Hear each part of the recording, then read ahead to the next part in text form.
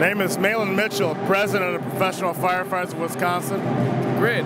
And so you're here standing in solidarity, representing the firefighters throughout Wisconsin. Right. We represent over 4,000 firefighters in the state of Wisconsin. And the reason we are here is because it's important that labor sticks together. And there was a message from the governor's office to conquer and divide. You know, that we were initially carved out of the budget repair bill, and actually we still are carved out of the budget repair bill. But the reason we're here is because the collective bargaining is not just for us, police, fire.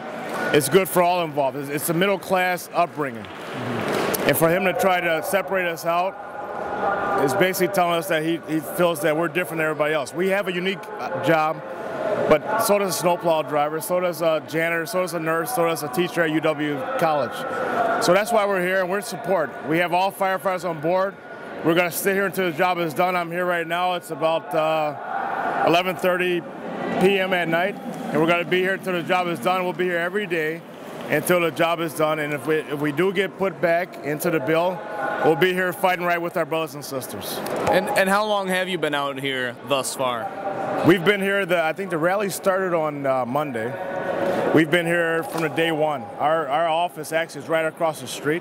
I've been a state president now for only a month, but I got thrown right into the fire, and my people are ready to go. My people are ready to fight, and we're gonna do that. And we're gonna make sure the job is done. Because when firefighters see an emergency, one thing we do is respond. And we see emergency in the House of Labor, so that's why we're here. And that's why we're ready to respond. And that's why every day, if you notice, we lead the AFSCME employees, the SEIU employees, all this public sector employees into the building, because we are here to fight with them. But our job is to not worry about when the Senate Democrats are going, but to worry about when our Republican senators realize that the people of Wisconsin are speaking to them. And the number one job is to realize and talk to Governor Walker and let him know that the people have spoken. You know, he said today there were 19,000 emails he got in support of what he's doing. Well, when I spoke today, I had 19,000 people probably backed me into the side of me. Yeah. We had over 90,000, 100,000 people here speaking against what Governor Walker was saying. So I want to make sure he knows that. And I think the message is loud and clear. You hear the voices behind us. They want to be heard. There's students here, there's teachers here, there's nurses here, there's everybody here to come in and tell us what democracy looks like. That's been a chant of the week. This is what democracy looks like, and I'm happy to be a part of it. I'm glad to be a part of it, and that's why I'm here at 11:30 at night, making sure I can support my brothers and sisters. There are three Republican senators in particular that we have heard maybe more likely than others to oppose this bill. Right. Will these Republicans listen to those folks and vote against the bill? What do you think? Well, I think there's more than that, than just three. Will they vote against the bill? We never know. But what I do know is that I know that what we're doing is making a difference here. And the speeches and the rallies and the people sending the emails and the phone calls are making a difference. I believe actually there's more than 3 or 6. And I know that almost for a fact. But the problem is that we have to let them know that we are serious. And the thing is, we cannot let up right now. Now is the time for us to have people keep coming to the Capitol, whether it be rain, sleet, or snow. If we let them know that we are serious about this and not let up, then we will be successful. Like I talked about today, one thing we have to do is make sure that we keep this movement going. But it's not a movement, this is a way of life. It's not just a union way of life, it is letting them know that labor is important. And they need to honor labor, not just labor unions, but any labor. We have private sector employees here that aren't part of a union, helping us out. So we gotta let them know that to honor labor and make sure labor is important. Honor labor, that's good, that's our motto, honor labor. The bargaining process and what we do is important, and it's important to the middle class. Us as firefighters, we have been exempt from this bill. In the original bill, there's a 5.8% pay into the pension. There's a 12.4% pay into the health care premium benefits.